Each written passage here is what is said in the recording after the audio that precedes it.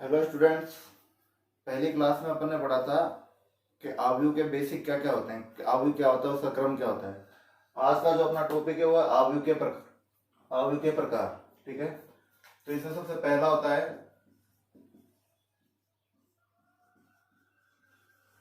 पंक्ति आव्यूह।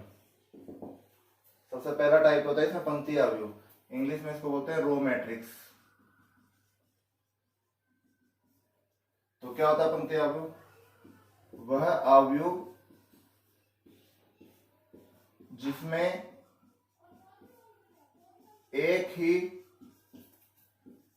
पंक्ति हो उसे पंक्ति आव्यूह कहते हैं।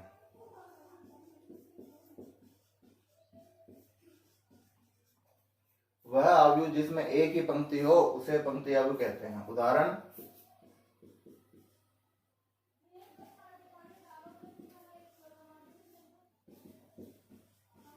ये पंक्ति आव्यूह का उदाहरण है। अब देखो इसके अंदर क्या है, पंक्ति कितनी है इसके अंदर? एक, रो 1, पंक्ति एक है। स्तंभ कितने? C1, C2, C3, C4। तो स्तंभ कितने भी हो सकते हैं, पंक्ति उसमें कितनी होगी? एक ही होगी।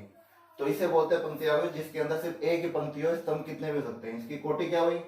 कल ही बताया था अपन ने कि कोटि क्या होगी कि पहले पंक्तियों की संख्या फिर स्तंभों की संख्या 1 into 4। पहले हमेशा पंक्ति लिखी जाएगी, फिर हमेशा स्तंभ लिखा जाएगा। गणितीय परिभाषा क्या होती है इसकी?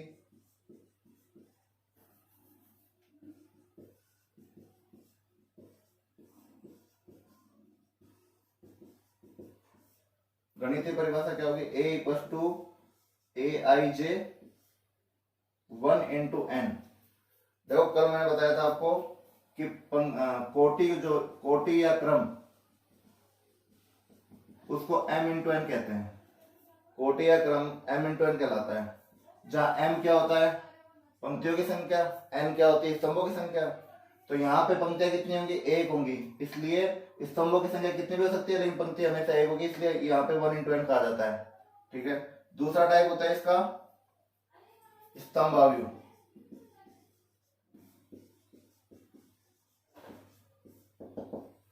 स्तंभ आव्यूह क्या होता है? वह आव्यूह जिसमें एक ही स्तंभ हो। वह आव्यूह जिसमें एक ही स्तंभ हो। ऐसा आव्यूह जिसके अंदर केवल एक ही स्तंभ हो उसे स्तंभ आव्यूह कहेंगे। उदाहरण लेते हैं इसका अपन। मान लो यही आव्यूह है, इसी को अगर मैं खड़ा कर दूं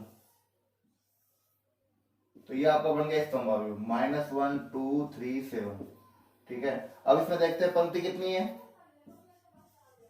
पहली रो, सेकेंड रो, थर्ड रो और फोर्थ रो। पंक्ति कितनी हुई? 4 पंक्ति हुई। स्तंभ कितने हुए इसके अंदर? एक स्तंभ हुआ। यहाँ पंक्ति कितनी थी? एक पंक्ति थी। स्तंभ कितने हुए थे? 4 हुए थे। तो इसके अंदर पंक्तियां कितनी भी हो सकती है? स्तंभ एक हो गए, तो इसका 4 into 1। इसका क्रम क्या हुआ? 4 into 1।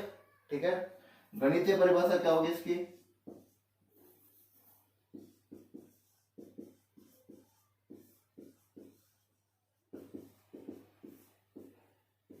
A equal to AIJ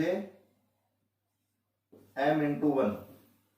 m का मतलब पंक्तियां हैं जो कितने भी हो सकते हैं, 1 का मतलब स्तंभ है जो एक ही होगा। ठीक है। तो तीसरा भाग है इसका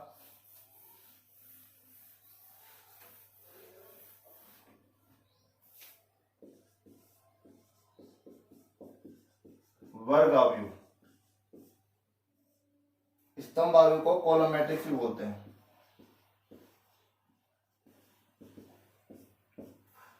वर्ग आव्यूह को बोलते हैं स्क्वायर मैट्रिक्स। ये बहुत काम का है क्योंकि बहुत ज्यादा क्वेश्चनों में ये काम आता है। तो वर्ग आव्यूह क्या होता है? वह आव्यूह जिसमें पंक्तियों व स्तंभों की संख्या समान हो। वह आव्यूह जिसमें स्तंभों व पंक्तियों की संख्या समान हो। उसे हम वर्गावयु कहते हैं। उदाहरण लेते हैं, -2 1 3 4, ये एक उदाहरण लिया। कितनी पंक्ति है इसके अंदर? R1 R2, दो पंक्तियां हैं। कितने स्तंभ है? दो स्तंभ है। कोटि क्या है इसकी? 2 × 2, ठीक है। और अन्य उदाहरण लेते हैं,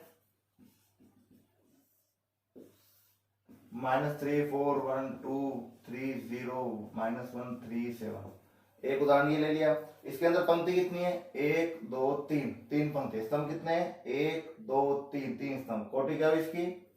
3 × 3। तो वह अवयव जिसमें पंक्तियां और स्तंभ समान होंगे उसे अपन क्या कहते हैं? वर्ग अवयव, स्क्वायर मैट्रिक्स कहते हैं।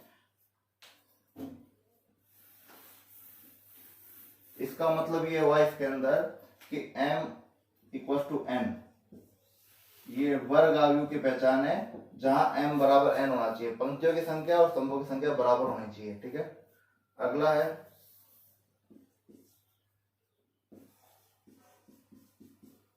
विकर्ण अवयव। विकर्ण अवयव को इंग्लिश में बोलता है डायगोनल मैट्रिक्स।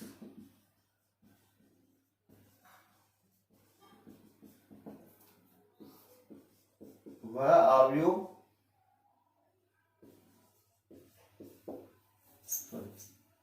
ऐसा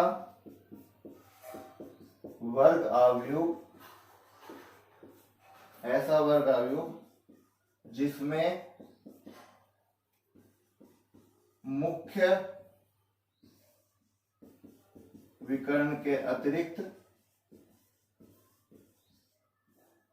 ऐसा वर्ग अवयव जिसमें मुख्य विकर्ण के अतिरिक्त अन्य सभी अवयव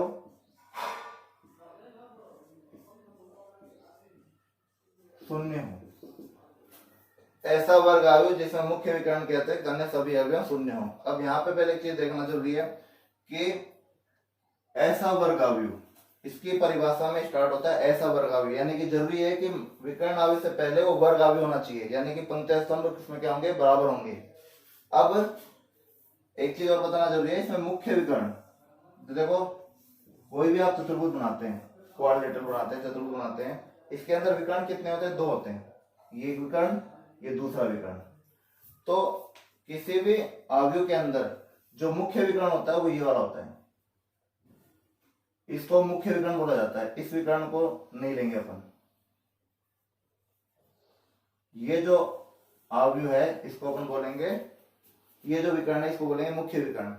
अब इसका उदाहरण लेते हैं अपन।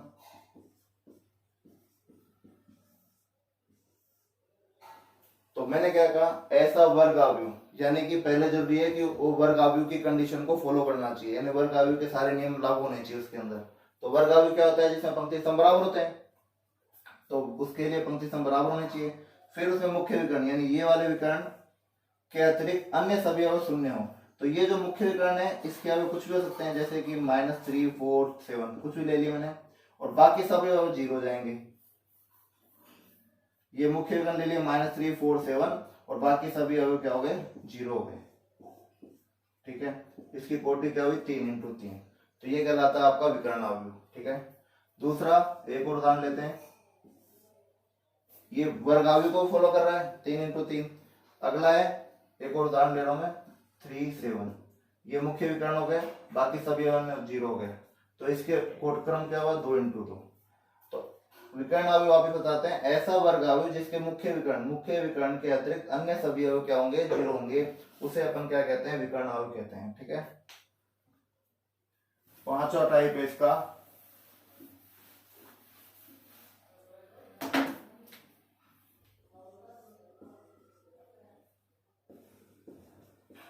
अदिश अवयव। इसको इंग्लिश में बोलते हैं स्केलर मैट्रिक्स। अदिश अवयव मतलब स्केलर मैट्रिक्स, ऐसा विकर्ण अवयव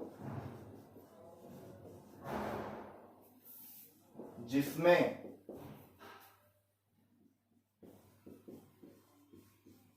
मुख्य विकर्ण के अतिरिक्त ऐसा विकर्ण अवयव जिसमें मुख्य विकर्ण के मुख्य विकर्ण के सभी अवयव समान हो।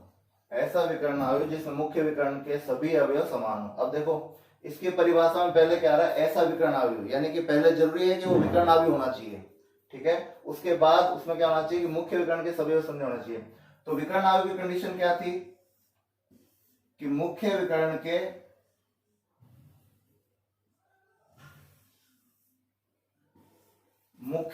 के अतिरिक्त अन्य सभी अवयव क्या होने चाहिए थे, 0। मुख्य विकर्ण के अतिरिक्त अन्य सभी क्या होने चाहिए थे, 0। ऐसा विकर्ण अवयव जिसमें मुख्य विकर्ण के सभी अवयव समान हो, और मुख्य विकर्ण के सभी अवयव क्या होने चाहिए, समान होने चाहिए। कुछ भी ले लो, कोई भी ले लो, 3 3 3, ये आपका हो गया 3 × 3 कोटि का अदिश अवयव।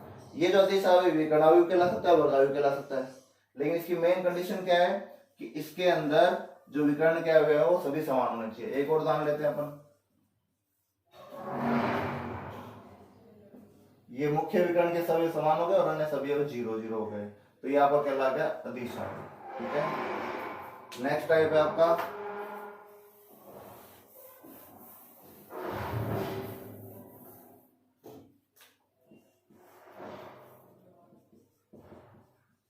तत्समक अवयव। वेरी इंपॉर्टेंट, इसको इंग्लिश में बोलते हैं आइडेंटिटी मैट्रिक्स। तत्समक अवयव मतलब आइडेंटिटी मैट्रिक्स, ये बहुत ज्यादा काम आने वाला है। ऐसा अदिश अवयव जिसके मुख्य विकर्ण के सभी अवयव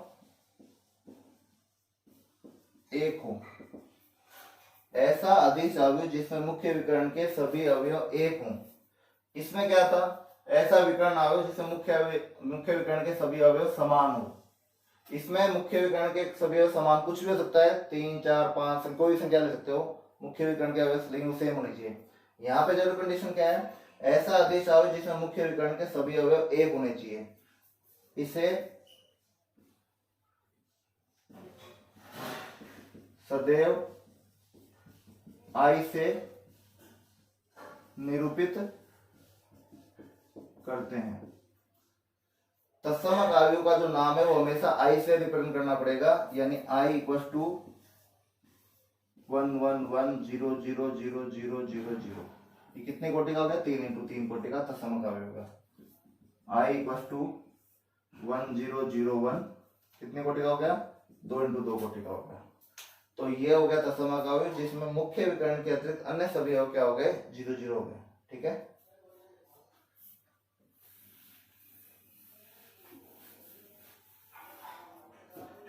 अगला है आपका शून्य अवयव, जीरो मैट्रिक्स। बहुत सिंपल है ये, वह अवयव जिसमें सभी अवयव 0 हों। बहुत ही सिंपल है ये, वह अवयव जिसके सभी अवयव क्या होंगे, 0 होंगे, यानी कि, और इसे सदैव O द्वारा निरूपित करते हैं। जैसे तत्समक अवयव का फिक्स है कि उसे I द्वारा निरूपित करते हैं हमेशा, वैसे ही शून्य अवयव को हमेशा O द्वारा निरूपित करते हैं। और दूसरी बात, अदिश अवयव, तत्समक अवयव, विकर्ण अवयव सभी वर्ग कोटि के होने चाहिए, यानी इनके पंक्तिय स्तंभ बराबर होने चाहिए। लेकिन शून्य अवयव के लिए कोई जरूरी नहीं है कि ये वर्ग कोटि में भी हो सकता है, 0 0 0 0 2 × 2, और ये बिना वर्ग कोटि का भी हो सकता है, 0 0 0 0 0 0। कितनी होगी इसकी कोटि, 2 पंक्तियां 3 स्तंभ, 2 × 3, ठीक है। और एक लास्ट है अपना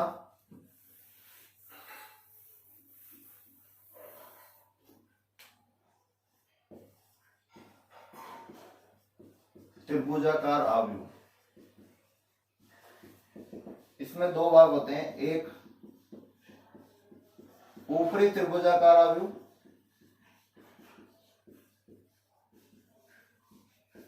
इसके अंदर अपन उदाहरण समझते हैं डायरेक्ट। ये भी एक वर्ग अवयव की तरह होता है। इसमें जो मुख्य विकर्ण होता है, मुख्य विकर्ण के नीचे वाले सभी अवयव शून्य होंगे, ऊपर वाले अवयव कुछ भी हो सकते हैं, जैसे कि 7, 3, 8, और नीचे वाले सभी अवयव क्या होंगे, 0 होंगे। ये मुख्य विकर्ण है, इसके नीचे के सभी अवयव 0 होते हैं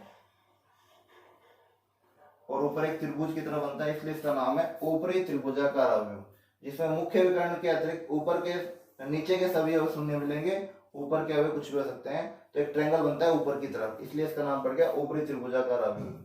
दूसरा है निचला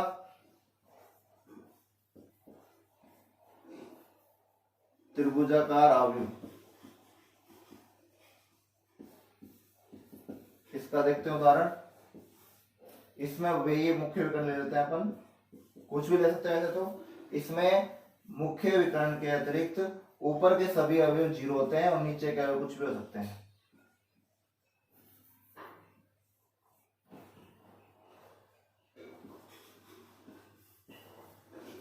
ठीक है, मुख्य विकर्ण के नीचे के अवयव कुछ भी हो सकते हैं, ऊपर के अवयव सभी 0 होंगे, तो नीचे के अवयव मिलकर एक त्रिभुज बनाते हैं, इसलिए बोलते हैं निम्न त्रिभुजाकार अवयव या निचला। इसको निम्न भी बोल सकते हैं, निम्न त्रिभुजाकार अवयव या निचला त्रिभुजाकार अवयव। ठीक है, तो ये हो गए अवयव के प्रकार, जो 8 प्रकार के होते हैं।